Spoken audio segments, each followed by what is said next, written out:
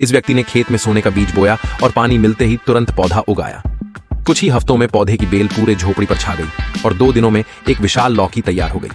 इतनी बड़ी लौकी देखकर परिवार ने इसे काटने का निश्चय किया कि देखे इसमें क्या छिपा है।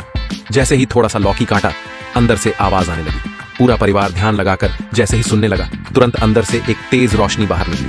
परिवार चौंक कर देखने लगा। जैसे ही इंद्रधनुषी रोशनी जमीन पर गिरी, इनकी पुरानी झोपड़ी एक भव्य महल में बदल गई। वे स्थिति को समझ पाते उससे पहले ही असंख्य चिड़ियों का झुंड उनके पास से गुजरा और वे सभी रईसी वस्त्रों में बदल गए। वे तुरंत महल के भीतर चले गए।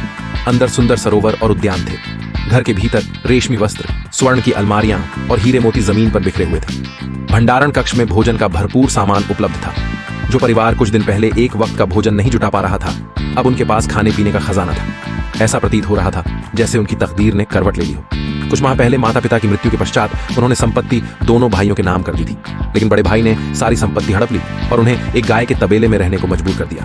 बेचारा परिवार तंगहाली में जीने लगा। यहाँ तक कि घर का पालतू कुत्ता भी यह सहन न कर सका और चुपके से मालिक की तिजोरी से जमीन के दस्तावेज चुराकर छोटे भाई को सौंप दिया। छोटा भाई ईमानदार था।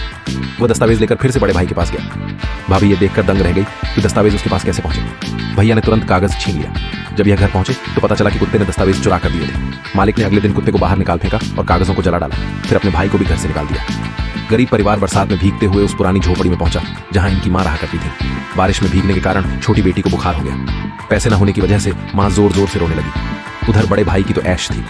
रात को ही छोटा भाई बड़े भाई के घर पहुंचा और उससे कुछ पैसे व अनाज उधार मांगे, पर भाई ने देने से इनकार कर दिया। वह भूखे कुत्ते को भी साथ लेकर वहां से निकल गया। पत्नी ने गरीबी देखकर अपने आभूषण बेचने का निर्णय लिया ताकि कुछ अनाज और बीज लाया जा सके। दोनों पति पत्नी कड़ी मेहनत करके खेती करने लगे। किस्मत तब पलटी जब चिड़ियों के झुंड ने घर में घोंसला बना लिया।